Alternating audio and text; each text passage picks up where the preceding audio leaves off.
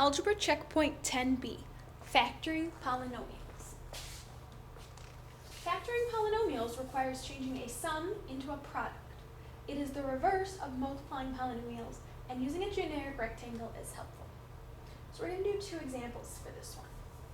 So for my first example, I have x squared plus 7x plus 12. We're going to take my first term, which is x squared, and we're going to write it here in my first box. All right, so again, you take your first term, and it's going to go in the lower left-hand corner. My last term is 12, and we're going to put that in my upper right-hand box. So then you're going to multiply your first term and your last term. So we're going to multiply x squared times 12, which is going to give me 12x squared. Now this middle term, we're going to look for numbers that add to give me 7x. So again, we're taking my middle term, and that's the one we're going to look to add. So what you're going to want to do is come up with every possible combination that's going to multiply to give you 12x squared. So for example, we've got 12x and 1x. We've got 6x and 2x. We've got 4x and 3x. You may have to get into decimals, but right now we're going to kind of stick with whole numbers. And so then the next thing is, these are all things that multiply.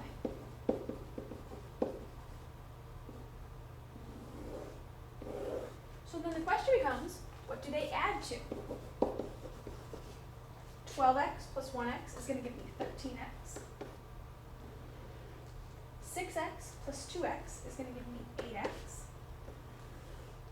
4x plus 3x is going to give me 7x.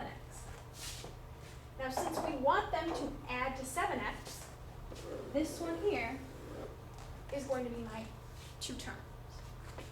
We're going to put 4x in one of the boxes, and we're going to put 3x in the other box. So then the next thing you need to do is find your greatest common factor between these different boxes. So looking at 4x and 12, the greatest thing I can pull out of both of them is going to be 4. Now looking at x squared and 3x, the only thing I can pull out of both of those is going to be an x. Now I'm looking at 4x and x, which again is just going to give me an x. 12x and 3x is just going to be a 3. These are my two factors. So I have x plus 4 and x plus 3. I know this one you probably want to put 4 plus x. There's nothing wrong with doing that, but in general, mathematicians tend to put the x first and the constant last. Now you can check your work by either multiplying using a box, as we did in previous videos. X times x is x squared, 4 times x is 4x, x times 3 is 3x, 4 times is 12, so that you get x squared plus 7x plus 12. You could also, if you prefer,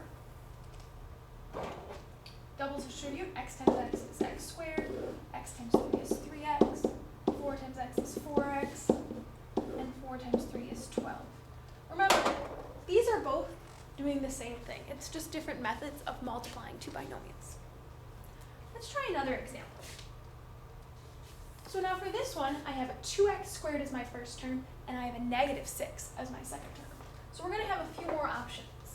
So again, I have 2x squared, and I have negative 6. So we're going to multiply 2x squared times negative 6, which is going to give me a negative 12x squared.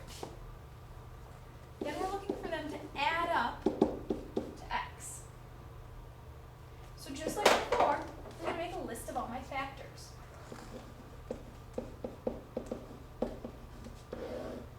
Now remember,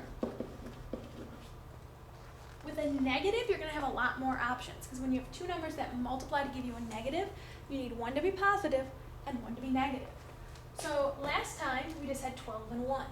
But this time, we're going to have negative 12 and positive 1, and then positive 12 and negative 1. We still have 6 and 2, but now we're going to have negative 6 and positive 2. And then we're going to have positive 6 and negative 2. And then our last ones, we're going to have negative 4 and positive 3. And then positive 4 and negative 3. And I've got x's for all of these. Whoops.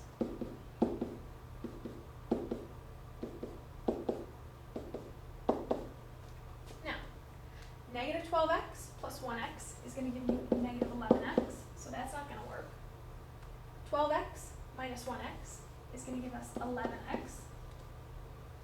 Negative 6x plus 2x is going to be negative 4x.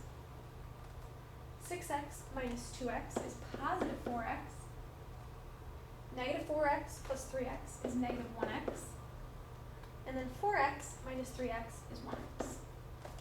So we want them to add to give us x, which means we are again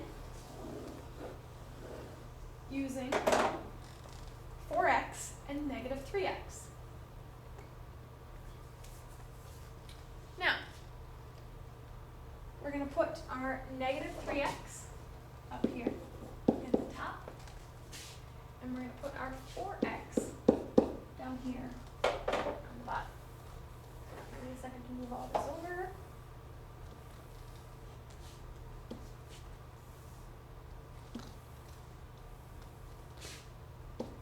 So, just like last time, negative 3x and negative 6, their greatest common factor is going to be a negative 3.